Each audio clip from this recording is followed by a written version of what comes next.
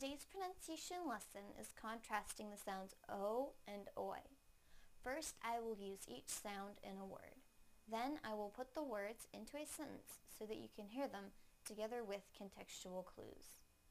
Please listen closely to the differences in the sounds. First, the O sound in the word cone, cone, cone.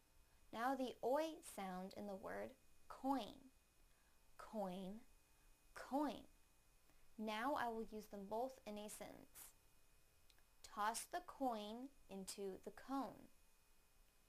Toss the coin into the cone. Toss the coin into the cone. Thank you for watching CartoonEnglish.tv's pronunciation lesson. Come visit our website for free lessons, games, and chat.